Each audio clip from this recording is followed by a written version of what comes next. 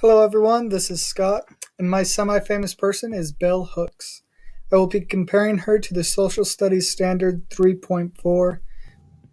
First, a little background on Bell Hooks.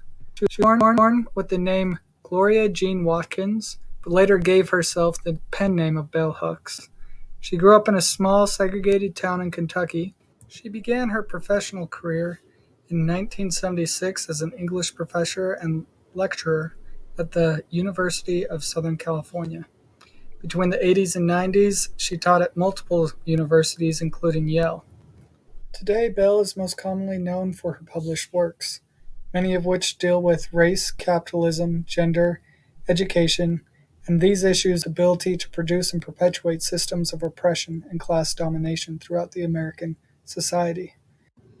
With this knowledge about Bell, curriculum adjustments should be made to help her younger version foster critical thinking and an awareness of how socialization and culture work together in our society. Critical theory will allow her to begin to peek behind the wall and see how forces such as racism, sexism, power, and privilege have molded the world around her. Let's shift gears now and look at the curriculum.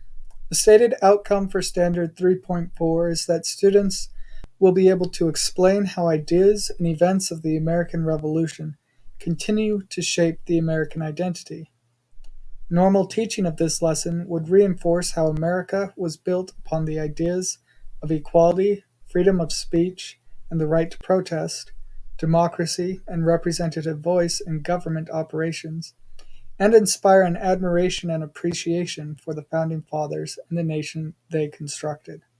As normally taught, this lesson would reinforce that since America was built upon these ideas and values, our nation has naturally integrated these values into our daily lives, and they have since become the foundational standard and reality of American life. This type of lesson would be supportive to me were I a student in this classroom.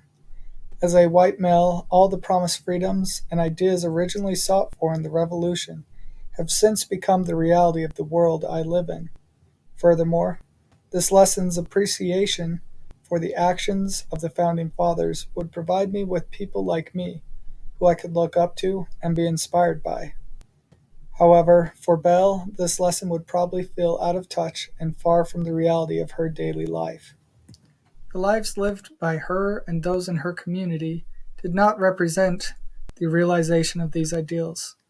The equality, the freedom, the representation, and other parts of the American Revolution had passed her and her community by.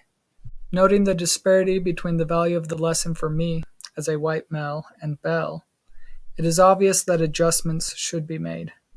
Rather than focusing on the ideas and values of the Revolution as a realized dream of the Founding Fathers, the teacher could alter the lesson to talk about America's first quest for freedom, and how America has always been shaped by a continual quest to open the doors of equality to all of her citizens.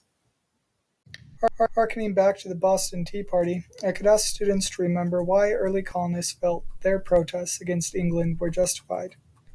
Upon reviewing the colonists' feelings of misrepresentation and inequality in their treatment as second class citizens, the class could then be asked to consider modern protests in America.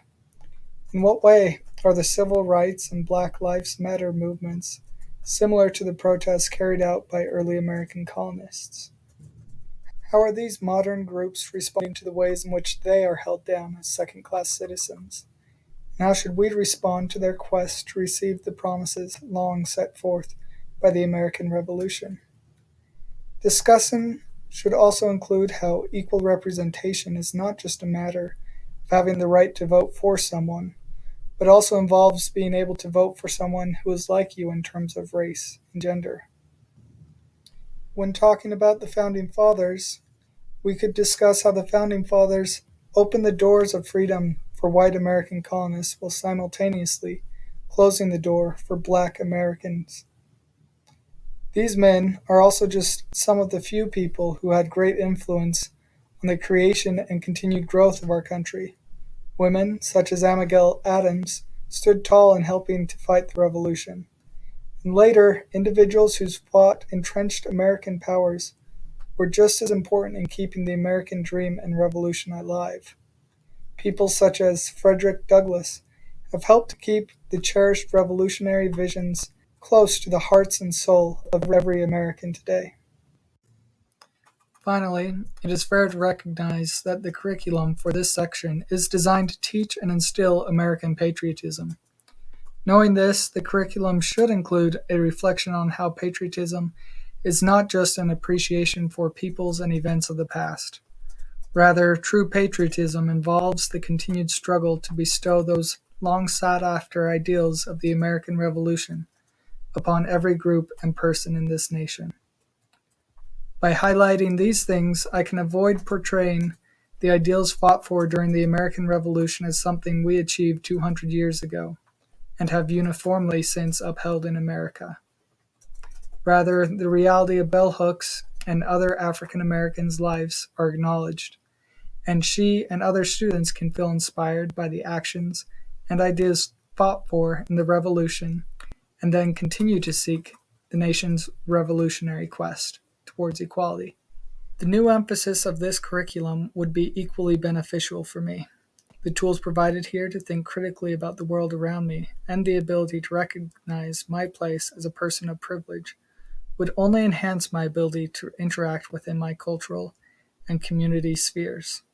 Both Bell and I are provided with individuals to look up to and vital critical thinking skills to apply to our culture and socialization.